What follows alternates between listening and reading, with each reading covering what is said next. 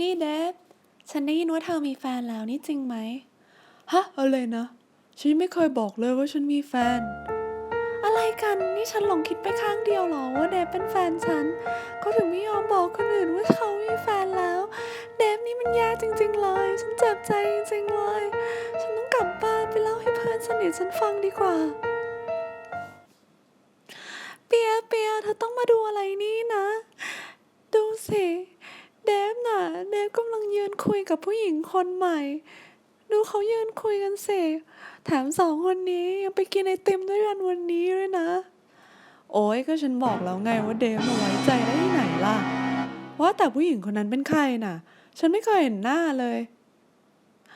เธอชื่อลีโอนี่น่ะ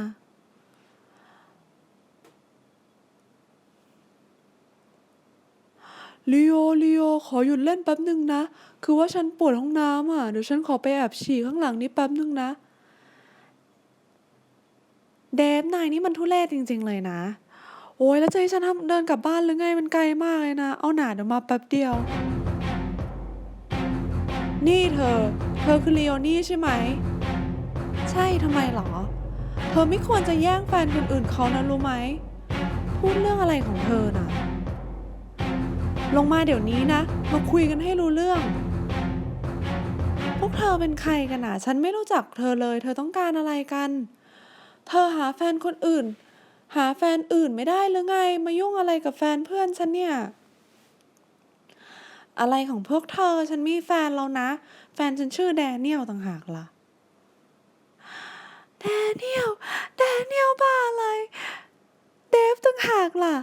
เดฟเนี่ยนะเดฟนายนี่มันจอมโกหกชัดๆนายทรยศฉันลงคอได้ยังไงทำอย่างนี้ได้ยังไงนายหักหลังฉันได้ยังไงเดฟ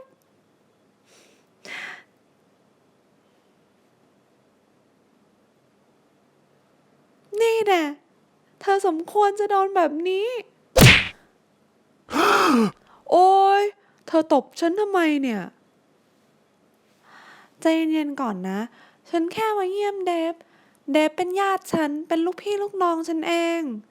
ฮะลูกพี่ลูกน้องใช่แล้วเลวนี่ไม่ใช่แฟนเธอหรอกเหรอจะบ้าเหรอไม่ใช่อยู่แล้วเธอต่างหากที่เป็นแฟนฉันแต่เธอเองต่างหากที่ไม่เคยเชื่อใจฉันเลย